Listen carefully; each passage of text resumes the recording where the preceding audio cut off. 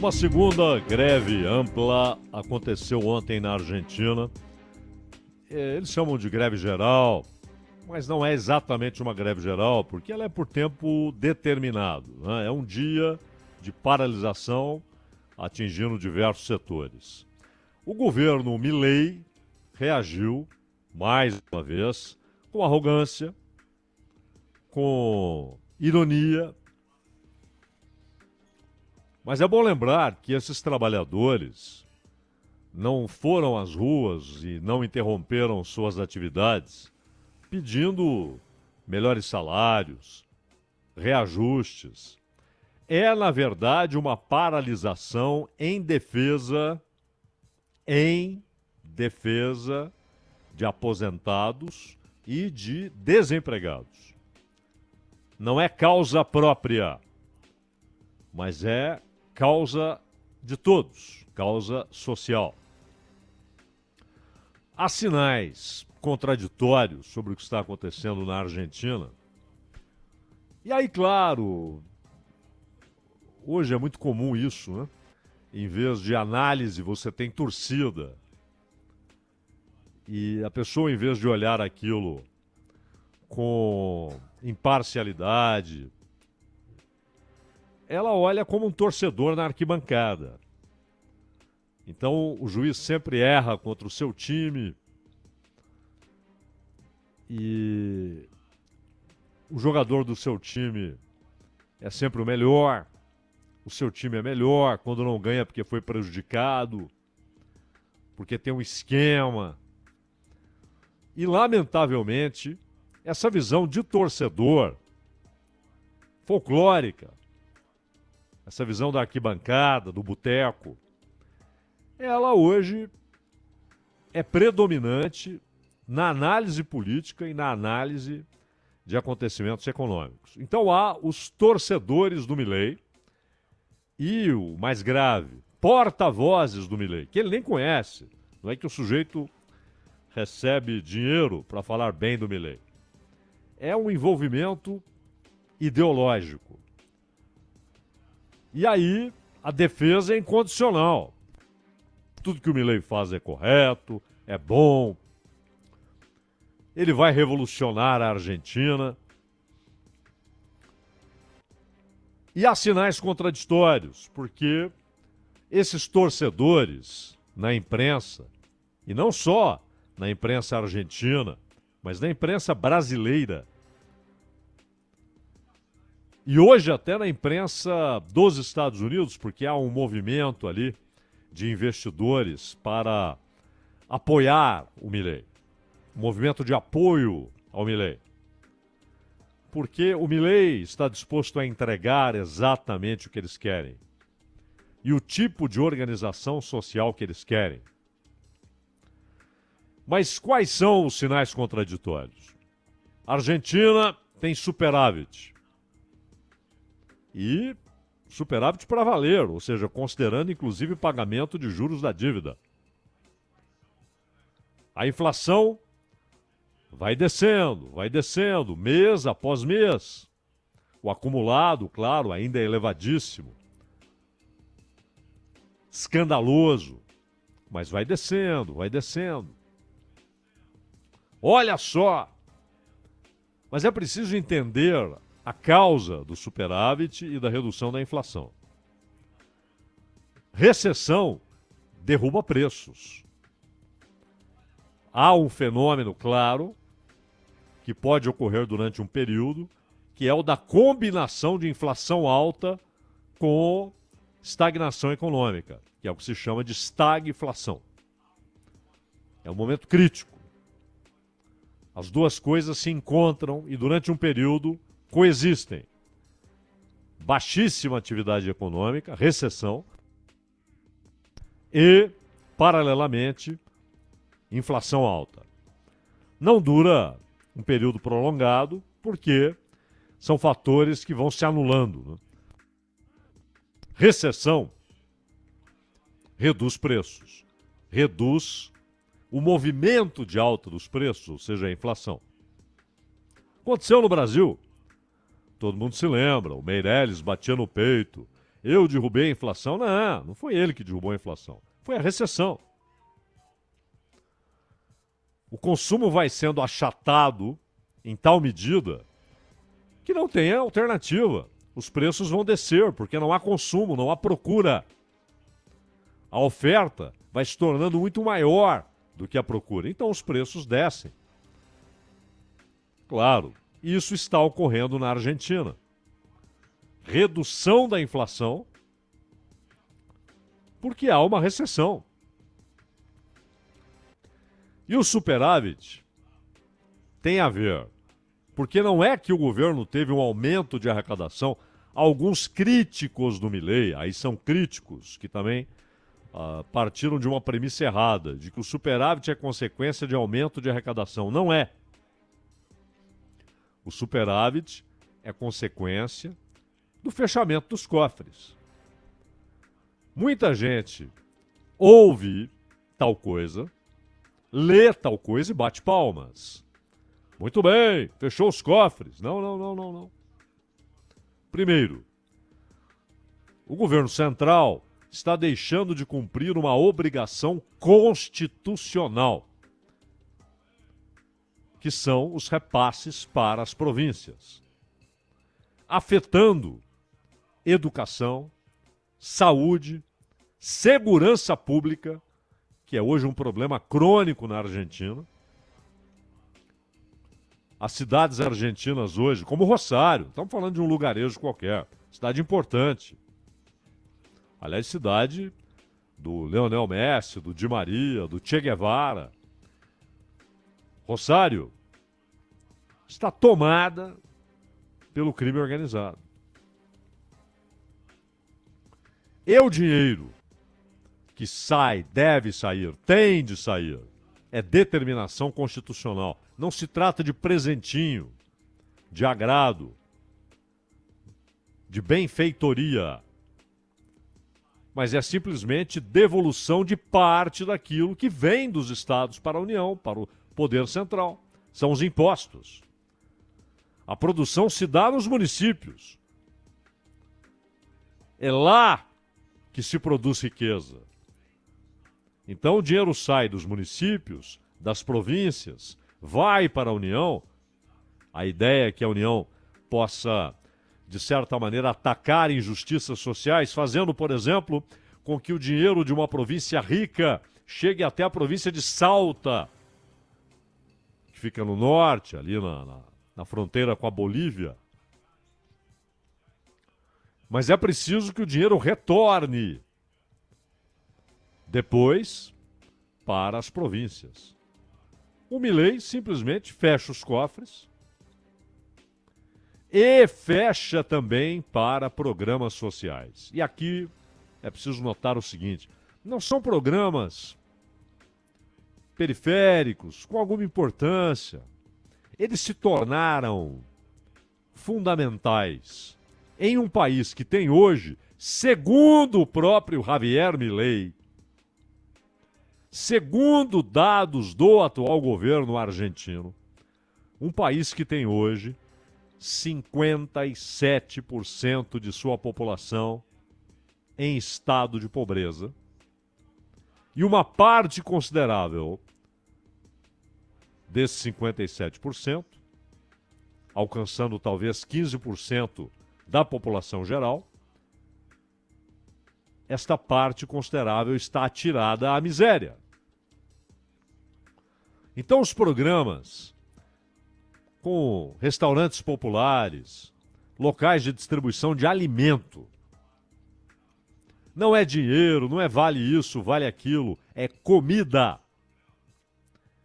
Esses programas estão ficando à míngua, estão sem recursos. E o próprio Milei disse, pelo menos 2 vezes, eu digo pelo menos 2 vezes, porque essas 2 vezes eu ouvi. 2 vezes, não sei se falou mais vezes, mas essas 2 eu ouvi ele falando sobre alguns milhões de argentinos que estão passando fome. Ele falou isso antes da posse e depois. E falou inclusive de crianças que estão hoje com os pés no chão, em estado de subnutrição, de gente que vaga pelas ruas tentando encontrar alguma comida no lixo. Isso é inédito? Não. Mas na proporção em que está ocorrendo, o empobrecimento de grande parte da população argentina não é algo ocasional. Isso não é obra do Milei. Quando ele toma posse, já havia isso. O que se discute é a resposta que o Milei dá a essa situação.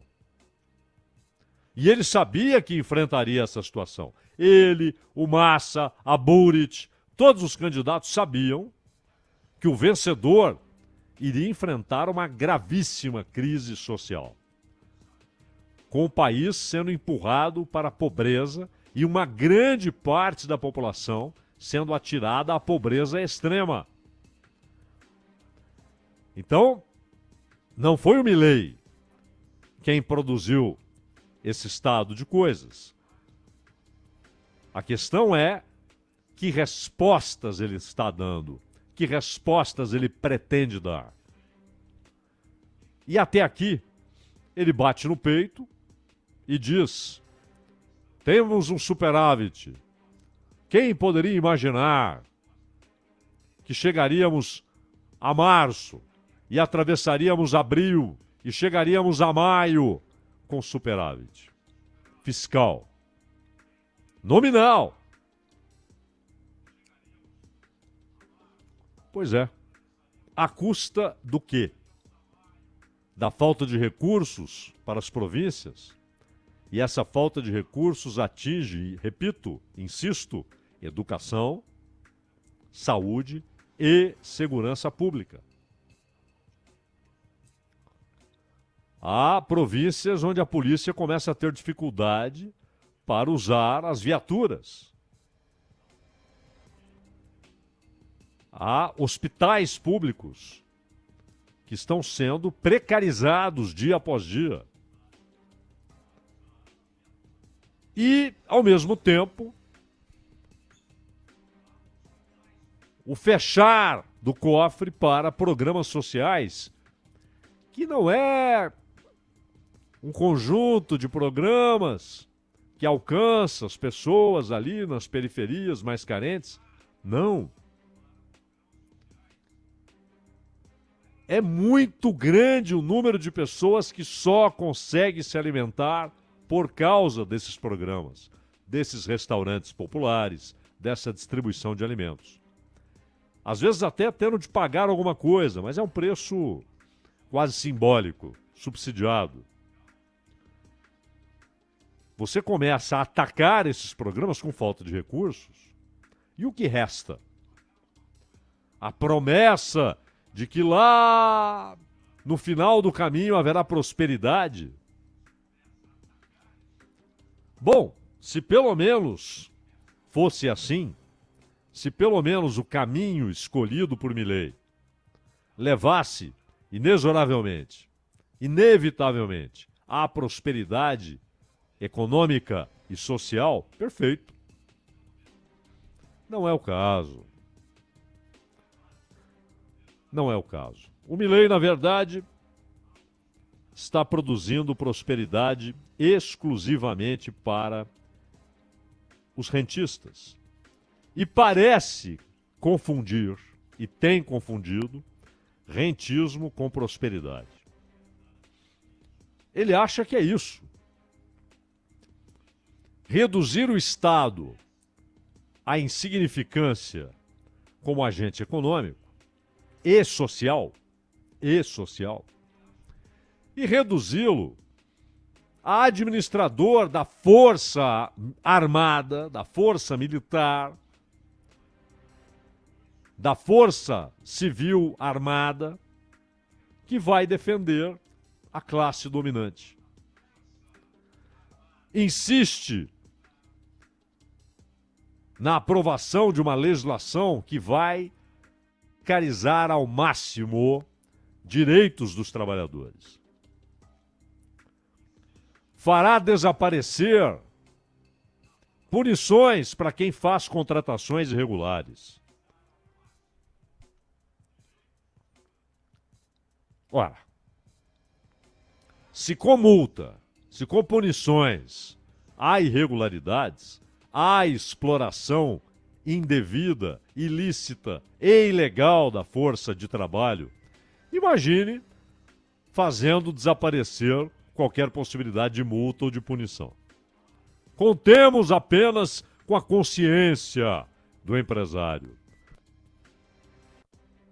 Mas o empresário, o capitalista original, o herói burguês, o capitão da indústria, este está sendo atacado há mais de um século pelo capitalismo financeiro. E Milei não representa esse capitalismo original, genuíno. Ele representa o capitalismo que prevaleceu, o capitalismo financeiro. E trata de abrir as portas para que o Elon Musk, por exemplo, tenha o monopólio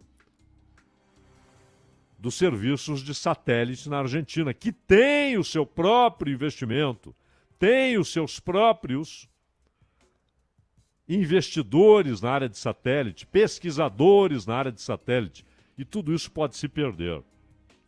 E quer abrir a exploração do lítio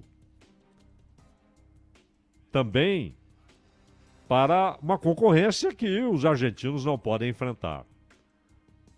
Do capital externo e também nessa área o capital de Elon Musk, que está dizendo que Milei vai transformar a Argentina na meca do capitalismo. Não, não é a meca do capitalismo que está sendo construída, é a meca do rentismo. O senhor Stanley Druckenmiller, investidor, foi gestor do principal fundo do Jorge Soros. Ele está investindo em papéis argentinos. E disse que ficou empolgado com o discurso de Milei lá em Davos. E fez então o quê? Ele perguntou a uma ferramenta de inteligência artificial quais os 5 ADRs, papéis mais líquidos do mercado argentino. E colocou dinheiro neles. Diz que usou inclusive uma velha máxima do Jorge Soros: investir e depois investigar. Compra, depois pesquisa. E aí, se for bom negócio, aumenta as posições. E ele diz: não sei quanto tempo a população dará para esse rapaz, mas por enquanto a popularidade dele tem se mantido estável. Por enquanto tem sido ótimo. E além de Druckenmiller, há outros empolgados, como Jan Bremer, que disse que a equipe econômica de Milei foi bem recebida pelo FMI, o presidente mostrou disposição em ouvir as recomendações, e ele disse: a Argentina continuará enfrentando o aumento da pobreza e uma queda no padrão de vida. Mas esse rapaz merece respeito pelo que alcançou até aqui, pelo que ele alcançou até agora. E essa visão é basicamente aquela de que, primeiro, o capitalismo financeiro que prevaleceu não precisa mais se preocupar com o horizonte de revoluções, com movimentos operários e de camponeses e de soldados, movimentos organizados para a ruptura da ordem econômica. Isso não está mais no horizonte. Então já podemos retirar aqueles benefícios que foram dados no welfare state, no estado de bem-estar social, na social-democracia da Europa Ocidental. Já podemos remover isso tudo como está sendo removido na Europa Ocidental. está sendo removido na Inglaterra, na Itália, na Alemanha, na França, na Dinamarca, na Suécia. Só mantém-se razoavelmente forte na Noruega, que a Noruega tem dinheiro sobrando, tanto que ela tem um fundo soberano pelo petróleo que ela tem, situação social resolvida e muito petróleo, e ela tem um fundo soberano, que aliás o Brasil já ensaiou fazer, começou a fazer, desfez e está na hora de voltar a fazer com o dinheiro do pré-sal, um fundo soberano. A Noruega fez isso e fez muito bem. Isso garante dinheiro para investimento em políticas sociais e em um estado de bem-estar social, que, repito, está sendo destruído pelo capitalismo financeiro, que é hoje predominante, dominante. Planeja, inclusive, a divisão internacional do trabalho e quer que a Argentina seja exportadora de comida, de minério e que seja território aberto a ações militares dos Estados Unidos, em particular, e da OTAN em geral. Não por acaso, Milei está comprando aviõezinhos, mesmo sem dinheiro, comprando caças F-15, F-16, alguns já próximos de sucateados. Está abrindo o sul da Argentina para o Comando Sul dos Estados Unidos. E isso significa controlar o encontro de Atlântico e Pacífico. E está pedindo a adesão da Argentina à OTAN, não como membro pleno, é óbvio, mas o mesmo status que a Colômbia tem há alguns anos, de participante. A Colômbia, inclusive, hoje revê essa posição. E a Argentina quer ser a grande aliada dos Estados Unidos, em particular, e da OTAN na América do Sul. Mas quanto à economia, alegremos os rentistas. Ele quer servir aos rentistas. E, claro, ao domínio do capital externo na produção argentina. Qual será o impacto disso nesse quadro de pobreza e nesse cenário de miséria? Tanto que mesmo aqui o sujeito que elogia, o Bremer, que elogia Milei, mas ele diz, mas a pobreza vai continuar aumentando. O Milei diz não. Depois do arco-íris, né, há um pote de ouro. Então calma, haverá prosperidade. Haverá. Há para pouquíssimos, Milei. E haverá para pouquíssimos. A liberdade que você diz amar, que você grita. Liberdade!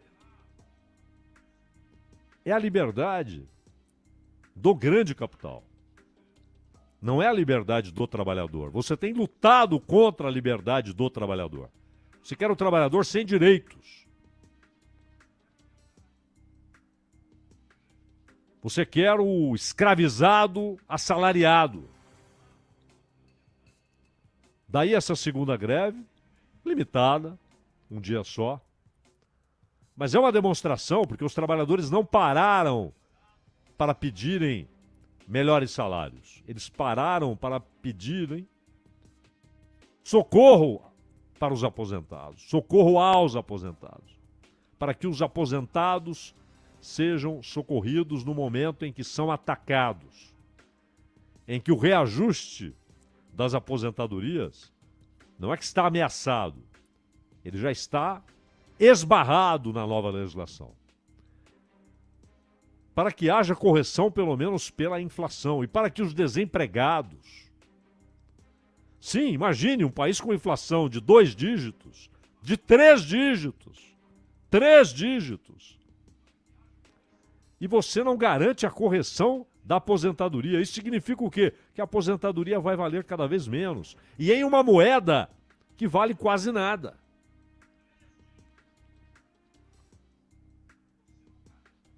É isso que Milei está plantando na Argentina, meu caro Cristiano Pavec.